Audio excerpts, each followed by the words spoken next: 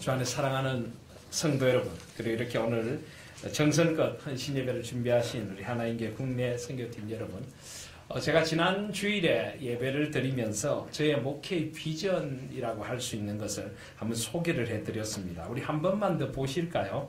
우리 한번 다 같이 읽으시겠습니다. 시작.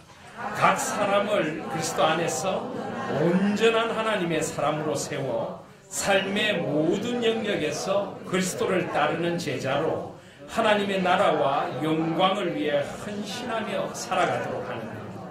이것이 성경적인 저희 목회자로서의 비전이라고 할 수가 있습니다. 특별히 여기에 그리스도를 따른다, 그리스도를 따르는 제자가 된다.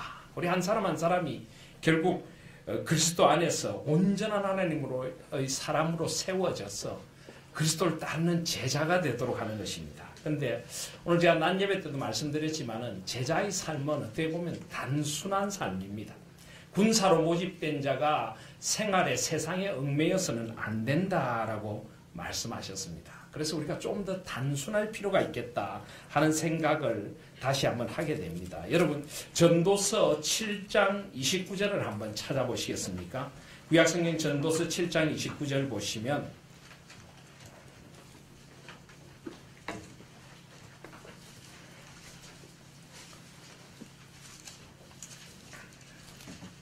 우리 전도서 7장 29절 우리 다 같이 한번 읽겠습니다. 시작. 내가 깨달은 것은 오직 이것이라 곧 하나님은 사람을 정직하게 지으셨으나 사람이 많은 꾀들을 낸 것이니라. 아멘.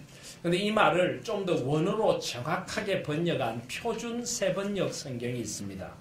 표준 세번역 성경에 어떻게 번역이 되어 있는가 하면 제가 한번 읽어드리겠습니다. 그렇다. 다만 내가 깨달은 것은 이것이다.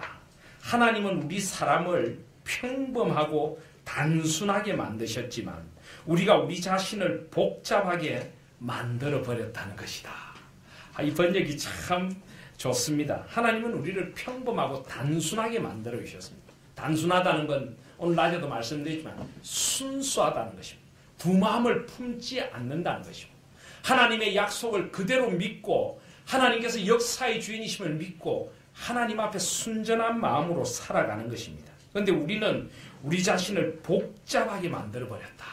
신앙생활을 하면서도 너무 복잡하게 생각하는 분들이 있습니다. 사람들의 이야기도 단순하게 받아들이지 않고 항상 뒤에 무슨 의도가 있을 것이라고 생각을 하고 모든 걸 복잡하게 꼬아서 생각하는 사람들이 있습니다. 그게 아니라 우리 신앙인들은 좀 더 단순해질 필요가 있습니다. 단순하다는 것은 지혜롭지 않다는 것이 아니라 선한 일에는 단순하고 아주 순전하고 또 악에는 또 미련한 자가 되어서 하나님 앞에 바르게 서는 모습을 일컬어 줍니다. 그래서 제자란 어떤 면에서는 그냥 주님을 따라가면 되는 것입니다. 우리 예수님께서 제자들을 부르실 때 뭐라고 하셨습니까? 간단합니다. 너는 나를 따르라. Follow me. 너는 나를 따르라. 내가 너를 사람 낚는 어부가 되게 하리라. 따르면 되는 것입니다.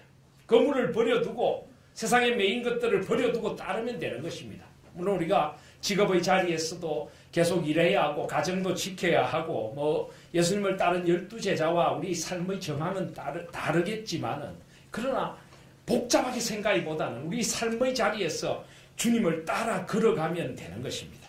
제가 지난주에 예배자의 삶에 대하여 말씀을 드렸는데 왜 우리가 예배자가 되어야 합니까? 간단합니다. 주님이 우리가 거룩한 예배자가 되라고 하셨기 때문입니다. 요한복음 4장 23절에 보면 아버지께 참되게 예배하는 자들은 영과 진리로 예배할 때가 오나니 곧 이때라 아버지께서는 자기에게 이렇게 예배하는 자들을 찾으시느니라. 하나님은 영이시니 예배하는 자가 영과 진리로 예배할지니라. 예수님께서 영과 진리로 성령과 진리의 말씀에 따라서 신령과 진정으로 예배하라고 하셨기 때문에 우리는 예배하는 것입니다. 하나님을 순전한 마음으로 예배하고 우리 모든 가장 소중한 것을 다 드려서 하나님을 예배하고 주께서 따르라 하시니 따르고 주께서 자기 십자가를 지고 나를 따르라 하시니 우리는 누구든지 나를 따라오려거든 자기를 부인하고 자기 십자가를 지고 나를 따를 것이니라. 그래서 우리는 자기 자신, 자기의 어떤 자기 중심성을 부인하고 오직 하나님 중심으로, 오직 말씀 성경 중심으로, 오직 교회와 하나님 나라 중심으로 자기를 부인하고 자기 십자가, 내 몫에 태인 십자가, 그 십자가를 은혜인 줄 알고 영광인 줄 알고 지고 주님을 따르는 것입니다. 그렇게 제자의 삶은 어떻게 보면 단순해야 한다는 것입니다. 오늘 다시 한번 저는 전도에 대한 말씀을 드립니다. 왜 전도해야 됩니까? 제가 답을 가르쳐 드렸는데요. 주님이 전도하라 하셨으니 전도하면 됩니다. 예. 제가 가지고 있는 책 중에 진짜 그런 책이 있습니다. 전도하면 된다. 책 제목이 얼마나 간단합니까? 거기에 다 들어있죠. 전도하면 됩니다. 아멘? 예. 그렇게 하면 되는 것입니다. 우리 주님께서 마가복음 1장을 한번 보시길 바랍니다. 마가복음 1장 35절 이하 말씀을 한번 보십시오. 마가복음 1장 35절에 보시면 새벽 아직도 밝기 전에 예수께서 일어나 나가 한적한 곳으로 가사 거기서 기도하시더니, 예수님이 새벽에 기도하셨습니다. 왜 새벽에 일어나 기도해야 됩니까? 예수님이 하셨기 때문에 하는 겁니다. 예수님을 따르는 사람이 제자입니다. 그죠? 복잡하게 생각할 필요가 없습니다. 예수님이 새벽에 일어나 기도하셨기 때문에 우리도 새벽에 깨어 기도합니다. 그리고 36절에 보시면 시몬과 및 그와 함께 있는 자들이 예수의 뒤를 따라갑니다. 만나서 이르되 모든 사람이 주를 찾나이다. 그러니까 예수님께서 38절에 뭐라고 하셨습니까? 이르시되 우리가 다른 가까운 마을들로 가자. 거기서도 전도하리니 내가 이를 위하여 왔노라. 예수님이 무엇을 위하여 왔다고요? 전도하러 오셨다. 예수님이 전도하러 오셨어요. 내가 거기서도 전도하리니, 가자. 거기서도 전도하리니 내가 이를 위하여 왔노라. 가까운 마을들로 가자. 그러면서 예수님께서 온 갈릴리에 다니시며 그들의 여러 회당에서 전도하시고 또 귀신들을 내어 쫓으셨습니다. 예수님이 전도하셨기에 우린 전도합니다. 예수님이 한 영혼을 찾으라 하셨기에 우린 찾습니다. 추수할 일꾼을 보내어달라 하기에 우리도 우리를 보내주소서라고 기도하는 것입니다. 지금도 주님은 죽어가는 한 영혼 때문에 울고 있고 쓰러져가는 농어촌 교회 때문에 주님 울고 계십니다. 그래서 우리도 그 마음으로 국내 선교팀을 파송하고 주님의 몸된 교회를 섬기듯 우리의 형제 교회들을 섬기게 되는 것입니다. 오늘 이 마태복음 10장의 말씀도 바로 그런 비전을 우리에게 보여주고 있습니다. 예수님께서 12제자를 부르셨다라고 10장 2절 이하에 보면 되어 있습니다. 12제자의 명단이 나옵니다. 그런 후에 오늘 10장 5절에 보시면 예수께서 이 12를 보내시며 명하여 이르시되 이방인의 길로도 가지 말고 사마리아인의 고을에도 들어가지 말고 오히려 이스라엘 집의 잃어버린 양에게로 가라. 여러분, 이 말씀이 무슨 말입니까? 예수님이 이방인에게 전도하지 말라고 그러셨습니까? 선교는 하지 말라 그러셨습니까? 사마리아인의 그 혼혈족들이 사는 그 마을에 가지 말라고 그러셨습니까? 6절에 보면 오히려 이스라엘 집의 잃어버린 양에게로 가라. 무슨 말씀입니까? 성경을 이렇게 한 곳만 보고 오해를 하시면 안 됩니다. 예수님은 분명히 온 세상 땅 끝까지 모든 민족에게 복음을 전파하라고 말씀하셨습니다. 그런데 그렇지만은 이 구원의 서정, 구원의 순서라는 것이 있습니다. 먼저 우리는 예루살렘과 우리의 이웃, 우리의 주위부터 온 유대와 사마리아와 땅 끝까지 그렇게 우리는 복음의 증인이 되라라고 말씀하셨습니다. 예수님께서 우선적으로 먼저 이스라엘의 잃어버린 양들, 구약의 선택받은 백성들, 그들이 먼저 하나님 앞에 구원을 받아서 그들이 이방인의 사도로, 이방인의 빛으로 나갈 수 있도록 사도 바울같이 이방인의 사도가 될 삶을 찾고 하나님께서 그렇게 세우기를 원하십니다. 이스라엘의 잃어버린 양에게로 먼저 가라. 내 골육에게로 먼저 가라라고 하십니다. 그래서 로마서 9장 1절 2절에 보시면 1절 2절 3절에 보시면 사도 바울도 이렇게 고백합니다. 내가 그리스도 안에서 참말을 하고 거짓말을 아니하노라. 나에게 큰 근심이 있는 것과 마음에 그치지 않는 고통이 있는 것을 내 양심이 성령 안에서 나와 더불어 증언하노니 나의 형제 곧 골육의 친척을 위하여 내 자신이 저주를 받아 그리스도에게서 끊어질지라도 원하는 바로라. 정말 이 사도 바울의 간절한 중보의 기도, 저는 이 기도를 볼 때마다 정말 가슴이 뭉클해지기도 하고 목사로 저 자신이 부끄럽기도 합니다. 이 내 형제 골육의 친척들, 4절에 보면 그들은 이스라엘 사람이야. 이스라엘 백성들이 구원을 받는 것, 내 민족, 내 나라가 구원을 받는 것, 이것을 위하여서라면, 이 골육의 친척이 구원받을 수 있다면 내 자신이 저주를 받아 그리스도에게서 끊어질지라도 원하는 바로, 내가 저주를 받아 그리스도에게 끊어져도 좋으니 내 골육의 친척들, 내 형제들이 구원받게 하여 주시옵소서. 사도 바울은 먼저 이스라엘 사람들, 그가 함께 부름받은 그 같은 민족, 그들이 구원받기를 간절히 소원했던 것입니다. 오늘 저희들도 국내 선교 원신 예배를 드리며 바로 이스라엘 집의 잃어버린 양들, 우리가 물론 해외 선교도 해야 됩니다. 이방인들에게도 가야 하고요, 사마리아인들의 고을에도 가야 합니다. 그렇지만은 우리가 이스라엘 집의 잃어버린 양에게도 가야 합니다. 특별히 이 우리나라 이 농어촌 선교의 실태가 참 참담합니다.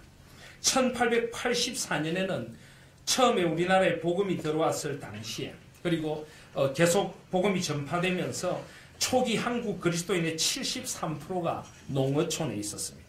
선교사역의 거점도 도시가 225개였고 시골에 7,000개가 있었다고 합니다. 물론 그때는 도시란 것이 별로 없었죠. 지금처럼 산업화 도시화가 이루어지지 않았기 때문에 이 통계를 가지고 지금 비교할 수는 없겠습니다만은 선교사님들은 그래도 그 당시 이 우리 조선 땅에 처음 들어왔을 때 큰 도시보다는 그 선교사님들이 시골 곳곳으로 가서 교회를 세웠고, 시골 곳곳에 교회가 우리의 손으로 우뚝우뚝 세워지는 그런 역사가 일어났던 것입니다. 그런데 해방을 지나고 6.25 전쟁을 겪고 산업구조가 사회 구조가 산업화로 점점 변모되면서 도시화 현상이 일어나면서 점점 농어촌이 비어가기 시작했습니다. 지금 현재는 우리나라 전체 인구의 한 25%가 크리스찬이라고 하는데, 실제로 농어촌 인구의 그리스도인 크리스찬 비율이 한 6%밖에 되지 않는다고 합니다. 6%. 농어촌은 복음의 사각지대에 놓여져 있습니다. 그리고 농어촌 교회들도 점점 줄어들고 있는 추세에 있습니다. 사람들은 다 도시로 떠나고 점차 고령화되고 점차 이 현대 산업이 발달하면서 점점 농어촌은 가라앉고 있듯이 교회도 함께 가라앉고 있습니다. 그래서 농어촌 교회의 90%가량이 성인 신도 50명 이하의 영세한 소형 교회라고 합니다. 90% 이상이 성도가 50명 이하입니다. 저희들이 이제 올해부터 지원하게 된 구자국 교회도 성도가 아까 20분 정도 된다라고 집사님 소개를 하셨는데, 대부분이 연세가 아주 많은 분들입니다. 아예 주일학교가 없습니다. 주일학교 아이가 한 명 있는데 같이 예배를 드립니다. 주일학교라는 게 그러니까 영유치부, 유초등부, 중고등부 전부 앞에서 한 명이라고 해요. 그리고 그 20분 성도님들 중에 10분 정도는 장애가 있으십니다. 저번에 저희들이 방문했을 때 한 주에 헌금이 10만 원이 되지 않습니다. 농어촌 교회의 이 40% 정도가 교역자들의 최저 생활비에도 못 미치는 그런 아주 적은 사례비, 그런 사례비를 받고 목사님들이 농어촌 교회를 섬기고 있습니다. 전체 예산이 평균적으로 한 500만 원 정도, 1년 예산이 그 정도 된다고 합니다. 그러니까 교역자 사례가 얼마가 주어지겠습니까? 그래서 농어촌 교회는 대부분 농어촌 교회 목회 경력이 10년 이하인 교역자가 전체의 94.2%에 이르고, 그 10년의 기간 동안 4회 이상 이동한 교역자가 전체의 88.2%를 차지한다고 합니다. 그러니까 잠깐 머무는 정거장 정도로 그렇게 인식이 되고 있습니다. 그런데 또 도회지 교회들은 점점 농어촌 교회를 지원하는 지원이 줄어듭니다. 그 이유가 무엇인지 아십니까? 밑빠진 독에 물 붓기라는 것입니다. 교회 성장 위주, 성장주의적인 관점으로 보면요, 농어촌 교회는 성장할 수가 없습니다. 영구 미자리 교회가 대부분입니다. 왜냐하면 점점 고령화되고 사람들이 떠나가고 농어촌에 살고 있는 사람이 얼마 되지 않기 때문에 아무리 그 지역을 전체를 복음한다 해도 교회가 절대 자립할 수가 없습니다. 그리고 복음화율의 진행 상황도 굉장히 낮습니다. 원래 사람이 얼마 살지 않다 보니까. 그런데 도회지 교회들은 농어촌 교회를 성장 중심주의로 바라보다 보니까 한 몇 년 지원을 하다가 아무런 변화가 없으면 지치게 되고 지원을 중단합니다. 실제로 큰 교회들 가운데 한 3년 지원해보고 뭐 희망이 없다 싶으면 바로 지원을 중단해버립니다. 해외 선교는 한 3년을 지원하면 굉장히 많은 열매가 있는 것 같은데 농어촌은 그렇지 못하다. 그래서 우리 그 어떤 성장 지향적인 그런 인식들이 농어촌 교회를 외면하게 만듭니다. 그러다 보니까 농어촌 교회 교육자들은 점점 더 사기가 저하되고 우리도 모르게 우리 마음속에 이런 인식이 자리 없습니다. 뭔가 도회지 교회 목사는 좀 더 똑똑하고 좀 훌륭하고 능력에 졸린 것 같고 농어촌 교회를 목회하는 목사님들은 뭔가 좀 모자라는 것 아닐까. 자기들 스스로도 패배주의에 젖어들기도 합니다. 이 모든 것은 하나님의 교회를 제대로 이해하지 못하는 것이고 농어촌 교회의 현실을 제대로 알지 못하는 것입니다. 오히려 어떤 면에서는 농어촌 교회를 평생 하나님 앞에서 지키면서 그 교회를 향한 열정을 잃어버리지 않고 한 걸음 한 걸음 그 열악한 가운데도 한 걸음 한 걸음 걸어가는 목사님들이 저는 훨씬 우리 도회지에 있는 목사들보다 훨씬 그리스도의 제자다운 목사님이라고 믿습니다. 어쩌면 그분들이 더 능력의 종이고 그분들이 더 성령 충만한 종이라고 저는 믿습니다.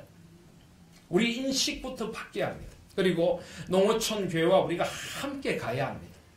절대 교회는 그리스도의 몸이기 때문에 한 몸이라는 마음을 잊어서는 안 됩니다. 농어촌 교회와 우리는 함께 걸어가면서 저는 꿈이 있다면 우리 교회가 좀 더 단단해지고 좀 더 우리 교회가 더 이렇게 뭔가를 좀 더 지원할 수 있는 그런 여력을 갖추게 되면은 우리가 많은 교회를 지원하기보다는 정말 영구 미자리 교회 같은 교회 한 교회, 두 교회 정도를 우리 교회라고 생각하고 우리가 함께하는 그런 연대하는 교회로 생각을 하면서 그 교역자 목사님이 우리 교회 목사님이라고 생각하고 똑같이 지원하고 그것을 성과 위주로 볼 것이 아니라 똑같이 지원하고 그리고 자녀들 교육도 굉장히 문제입니다. 농어촌 목회 헌신하고 싶어도 자녀 교육을 시킬 수가 없습니다. 그 자녀들을 데리고 와서 우리가 교육을 책임져 주고 그리고 농어촌 교회와 함께 공생할 수 있는 방법들 도농 간의 산업을 연결한다든지 여러 가지 함께 할 수 있는 아까 말씀드린 전도사회란 이런 전략적인 사역들을 통해서 농어촌 교회를 끝까지 책임지고 우리 교회를 살리듯이 함께 살려가는 그런 사역들이 우리에게 앞으로 펼쳐져야 될 줄 믿습니다. 바로 주님이 이스라엘 집이 잃어버린 양에게로 가라 하신 것이 바로 그런 말입니다. 물론 전도와 선교의 목표는 7절에 보시면 가면서 전파하여 말하되 천국이 가까웠다. 주제는 천국 하나님의 나라입니다. 하나님의 나라란 무엇입니까? 하나님의 나라는 개교회주의를 벗어나는 것입니다. 오늘 낮에도 제가 말씀드렸지만 그 어떤 대형교회의 부자 세습의 문제가 그 교회만의 문제가 아니란 것입니다. 하나님 나라의 문제이고 하나님 나라의 영광을 욕되게 하는 문제인 것입니다. 우리는 하나님 나라의 관점을 가지고 하나님이 다스리시는 온 세상을 바라보면서 농어촌 교회가 전부 우리 형제교회라는 생각을 갖고 함께 아파하고 함께 그들과 복음의 짐을 함께 져야 합니다. 농어촌에도 누군가는 복음을 전해야 합니다. 거기에 몇 사람의 영혼이든지 잃어버린 영혼이 있을 때 그 교회를 책임지고 그 영혼들을 붙들고 한평생 그 힘든 햇볕에 걸으면서 또는 그 낙도의 섬의 그 칼바람에 시달리면서도 교회를 지키는 주의 종이 반드시 있어져야 하는 것입니다. 주님의 뜻입니다. 바로 그 일을 하나님 나라의 관점에서 함께 해야 된다는 것입니다. 또 복음은 전인적이어야 합니다. 8절에 보시면 병든 자를 고치며 죽은 자를 살리며 나병한 자를 깨끗하게 하며 귀신을 쫓아내되 너희가 그저 받았으니 그저 주라. 복음은 전인적이 돼야 됩니다. 농어촌에는 연세 드신 점점 고령화되는 분들이 많습니다. 힘든 일을 하다 보니까 연세가 드셔서 몸을 움직일 수 없는 장애를 가진 분들도 많이 계십니다. 그들과 함께 삶의 힘겨운 짐을 함께 져야 합니다. 함께 복음을 위하여 사역해야 하고 함께 농어촌 교회를 품어야 하는 것입니다. 복음은 총체적이어야 합니다. 죽은 영혼을 살릴 뿐만 아니라 모든 병들고 아픈 것을 치유하고 그 마음의 짐들을 함께 치유해야 됩니다. 특별히 농어촌 교회를 방문해 보면요, 목사님들의 상처가 많습니다. 소외되었다, 버림받았다, 패배했다 하는 그런 상처들이 많습니다. 그런 목사님들을 위로해 드려야 합니다. 그게 아니라는 것입니다. 오히려 더 소중한 사역을 하고 있고 목사님의 사역이 귀하다는 것을 우리가 일깨워줘야 합니다. 농어촌 교회를 섬기는 성도님들의 그 헌신이 얼마나 귀한가를 우리가 일깨워주면서 그들의 영혼을 치유하고 함께 하나님 앞에서 일어서야 될 줄 믿습니다. 특별히 거저 받았으니 거저 주라. 여러분, 우리가 받은 것 어느 것 하나 우리의 공로로 받은 것 없습니다. 우리 도회지 교회들이 그저 받은 것입니다. 하나님의 은혜로 받았고 우리 성도들이 함께 모여 이룬 것입니다. 그저 주어야 합니다. 아무런 조건 없이 밑 빠진 독에 물 붓기라고요. 밑 빠진 독에 물을 부어도 콩나물이 자라듯이 복음이 자라고 우리가 보살펴야 할 영혼이 있다면 끝까지 저는 부어야 될 것이라고 믿습니다. 그렇게 우린 주님 앞에 살아가는 것입니다.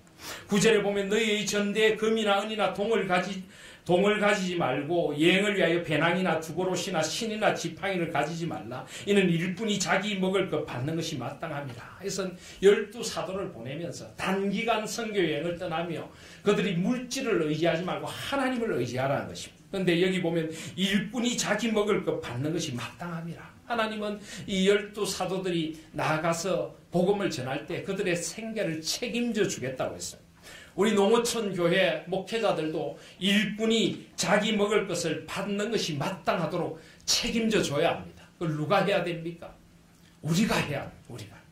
그래서 몸된 교회로서의 우리가 해야 하는 것입니다. 우리 도회지 교회들이 여력이 되는 교회들이 함께 책임을 져야 합니다. 우리 도회지 교회들이 만약 한 교회가 한 교회씩만 책임을 진다면요, 여력이 되는 교회들이 농어촌 교회 문제는 해결될 수 있습니다. 우리 교회 교육자 한 사람 더 둔다는 마음으로 농어촌 교회 교육자 한 사람을 우리가 지원하고 세워주고 하면 되는 것입니다. 그렇게 우리가 할 수 있는 것입니다. 이것은 결코 이상론이 아닌 것입니다. 우리가 어떤 마음을 가지느냐, 농어촌 교회를 어떻게 바라보느냐는 마음입니다. 그리고 그 집에 11절에 보시면 어떤 성이나 마을에 들어가든지 그 중에 합당한 자를 찾아내어 너희가 떠나기까지 거기서 머물라. 또 그 집에 들어가면서 평안하기를 빌라. 이 평안은 그리스도인이 누리는 가장 큰 선물입니다. 우리도 평안해야 하고 농어촌 교회도 평안해야 합니다. 농어촌 교회 목회자들을 보면 덜 막연한 불안감이 시달리고 있습니다. 미래에 대해 불투명하고 은퇴하고 나면 노후는 그야말로 책임질 방법이 없고 자녀들 교육 때문에 불안하고 늘 그냥 안절부절 이 농어촌 교회 교육자들을 만나보면 얼마나 평안을 잃고 사는지 모릅니다. 그들에게 그리스도의 샬롬을 심어주는 일, 이것은 결코 영적인 문제만이 아니라 전인적으로 물질적인 문제라든지 함께하는 사랑과 공동체성의 문제라든지 우리가 연대하고 있다는, 변함없이 연대하고 있다는 든든한 버팀목이 되어주는 그런 것들로 함께 평안을 누려야 될 줄 믿습니다. 그리고 우리가 전략적으로 접근해야 됨도 맞습니다. 16절에 보시면 보라 내가 너희를 보냄이 양을 이리 가운데로 보낸 것 같도다. 그러므로 너희는 뱀같이 지혜롭고 비둘기같이 순결하라. 뱀은 성경에 부정적인 이미지로 나타날 때가 많이 있습니다. 그것은 바로 에덴 동산에서의 문제였죠. 그죠? 뱀이 사탄이 뱀에게 들어가서 그 뱀을 간교하게 만들고 뱀이 가진 지혜를 오용시켜서 사람들을 유혹하도록, 첫 인류 아담과 하와를 유혹하도록 만들었지 않습니까? 그래서 뱀의 후손의 머리를 깨트리라. 그래서 우리는 뱀에 대해서 굉장히 부정적입니다. 그러다 보니까 제가 외국에서 공부할 때 아주 듣기 싫은 그런 농담도 들은 적이 있습니다. 아담과 하와가 만약에 중국 사람이나 한국 사람이었으면 에덴 동산에서 그런 문제가 안 일어났을 것이다. 왜냐? 뱀을 잡아먹으니까. 이런 아주 듣기 싫은 그런 농담도 우리가 듣고 살아갑니다. 그건 절대 아닙니다, 여러분. 영적인 문제입니다. 근데 뱀 자체가 그럼 악하냐? 그건 아닙니다. 하나님이 지으신 모든 피조물이 다 아름다웠습니다. 단지 뱀이 거의 간교함과 교만함에 넘어갔고 사탄의 이용 도구가 되었을 뿐입니다. 그래서 뱀을 특별히 단수로 쓸 때는 옛 뱀, 사탄의 대명사로 쓰이지만 사실 여기 오늘 16절 말씀의 뱀은 원래 복수입니다. 뱀들입니다. 뱀들. 그래서 여기 뱀들이라고 해서 하나님이 처음 지으신 그 아주 지혜롭고 아주 그 영리한 그런 피조물의 상징으로서의 뱀들을 말합니다. 그래서 우리는 그렇게 지혜로울 필요가 있다는 것입니다. 그런데 지혜롭기만 할 뿐만 아니라 비둘기같이 순결하라. 비둘기들같이 순결하라. 그렇습니다. 우리는 순결함도 필요합니다. 지혜만 갖추면 잘못하면 굉장히 약삭빠른 사람이 되기 쉽습니다. 아주 처세에 능한 그런 사람이 되기 쉽습니다. 지혜로운 사람일수록, 영리한 사람일수록 순결해야 합니다. 마음이 순수해야 합니다. 그래서 그가 가진 지혜를 바르게 사용해야 돼요. 근데 순결하기만 했어도 안 됩니다. 잘못하면 이 험한 세상에서 우리가 방향성을 잃을 수 있습니다. 그래서 순결함과 지혜로움이 함께 가야 합니다. 특별히 17절부터 20절까지 이해해 보시면 세상이 박해할 것이다. 복음에는 언제나 대적을 하는 세력이 있습니다.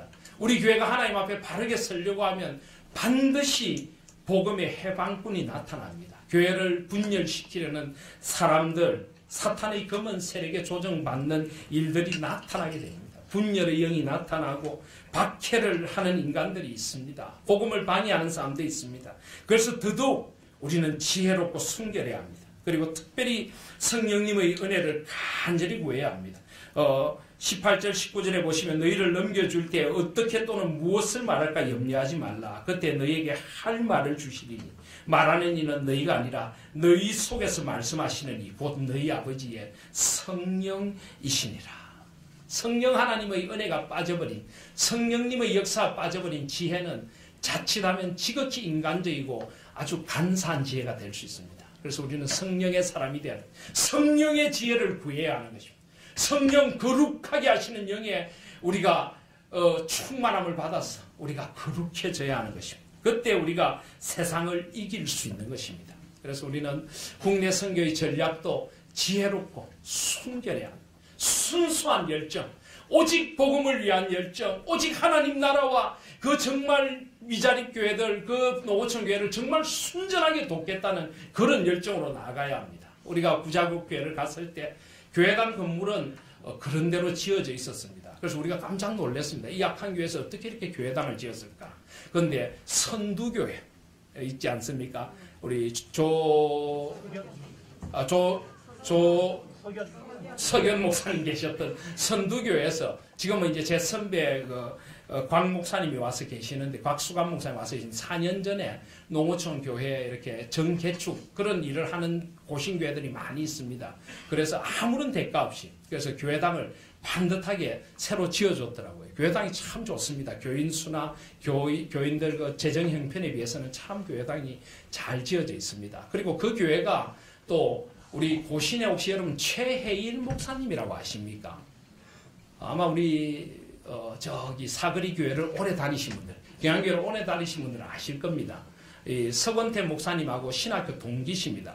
저희 장인어른하고도 신학교 동기신데 고신교단의 최혜일 목사님이라고 총회장을 역임하신 유명한 목사님 계셨는데 이분이 군목으로 오래 계셨습니다.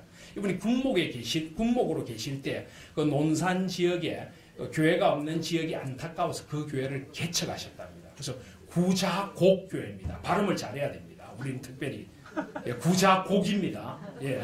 그래서 그 동네 이름이 구자곡교회입니다. 그래서 이 구자곡교회를 그 최혜일 목사님이 개척을 하셨고 그동안 오랜 고신의 역사를 가지고 있는 교회인데 지금은 상당히 물론 고신교단에서 교회들이 조금씩 돕고는 있지만은 상당히 좀 힘든 그런 교회 가운데 있습니다. 그리고 목사님을 제가 개인적으로 잘 아는 분입니다. 목사님은 저보다 연배가 한 10년쯤 위신데 신학교는 저보다 후배십니다. 원래 고등학교 영어 선생님이었습니다. 고등학교 영어 선생님으로 충분히 안정된 생활을 할 수 있는데 복음에 대한 열정 때문에 늦게 신학을 공부하시고 저와 같이 남아공에서 유학을 했습니다. 제가 한 7년 정도 그분을 지켜봤는데 정말 신실한 분이십니다. 정말 신실하시고 순수하시고 정말 참 훌륭한 목사님이십니다. 그리고 영어 교사도 하셨고 외국에서 박사학위까지 공부를 하시고 한국 돌아와서 얼마든지 든든한 교회를 맡을 수 있습니다만은 복음에 대한 열정 때문에 유학하고 돌아와서는 계속 시골교회 저기 경남 학포라고 하는 곳에 학포교회를 맡아서 섬기셨습니다. 참 힘들게 목회를 하셨고 지금도 그 구자곡교회를 맡아서 사택도 없고요. 교회 사택도 없고 사모님이 요양보호사로 사모님도 몸이 안 좋으신데 두 분 다 60대 중반인데 사모님이 요양보호사로 일을 해야 생계가 가능한 그런 가운데 있습니다. 그래도 복음에 대한 열정 하나로 그리고 하나님께서 주신 사명이라고 생각하고 시골교회를 그렇게 섬기는 아주 귀한 목사님이십니다. 귀한 교회이고 귀한 목사님입니다. 그래서 참 하나님께 주신 마음으로 저희들이 그 교회를 섬기고 싶은 것입니다. 그래서 저번에 저희들이 갔을 때 보니까 이 화장실이 이 재래식이더라고요. 조금 속된 말로 하면 퍼세식이더라고요. 퍼세식. 그래서 아주 이게 참 그때 우리가 겨울이라서 괜찮지 여름이 되면은 아주 이게 막 보기가 좀 그렇겠더라고요. 그래서 저희들이 그 화장실을 좀 고쳐드리고 싶다. 근데 참 이 교회가 벌써 화장실을 고치려고 재정을 다 준비해놨다. 우리가 도와주겠다고 하는데도 재정적으로도 우리가 다 할 수 있습니다. 그럼 와서 일 조금 도와주십시오. 그렇게 해서 몇 년, 3년을 준비했다 그러거든요. 화장실 보수하려고. 그래서 이제 저희들이 함께 돕게 되는 것입니다. 정말 필요로 하는 일, 정말 그 교회, 그 주위에 죽어가는 그 잃어버린 양들에게 우리가 갈 수 있는 길. 그리고 그 교회가 정말 실질적으로 어떻게 무슨 도움을 필요로 하는지 우리가 아주 전략적으로, 아주 지혜롭게, 그러면서도 복음의 순전한 열정을 가지고 순수하게 우리가 나아가야 할 줄 믿습니다. 앞으로 우리 하나님 교회가 이제 새롭게 시작하는 이 마당에 이제 더욱 우리가 이 국내 선교를 향한 주님의 비전을 마음에 품고 하나님께서 우리에게 거저 주셨으니 우리도 거저 베푸는 마음으로, 아니 하나님 나라를 위하여 헌신하는 마음으로 이제 국내 선교를 정말 온전히 한번 섬기기를 원합니다. 우리 온 성도들이 한 마음 한 뜻이 되었습니다. 결코 우리가 뭐 돕는 입장이고 그 교회가 돕는, 우리가 도와주는 교회다 이런 인식부터 저는 바뀌어야 된다고 생각합니다. 동력하는 것입니다. 함께 하나님 나라를 이루어가는 것입니다. 우리 교회와 같은 그리스도의 몸된 교회인 것입니다. 그 성도님들이 우리 성도님들이고 그 목사님이 우리 목사님이고 함께 기도하고 함께 울고 함께 사랑하며 그렇게 우리가 한 형제 한 자매로 우리 구자국 교회를 비롯하여 앞으로 하나님께서 우리에게 맡겨주실 교회들을 전략적으로 순전한 열정으로 정말 하나님의 마음으로 섬겨서 이 지금도 아직 복음화율이 점점 떨어져 가고 있는 이 농어촌을 다시 한번 살리고 복음의 빛이 비치고 그 땅에 주님의 소망이 임하는 일에 함께 쓰임받는 우리 하나님의 국내 선교팀과 우리 모두가 되실 수 있기를 주님의 이름으로 축복드립니다.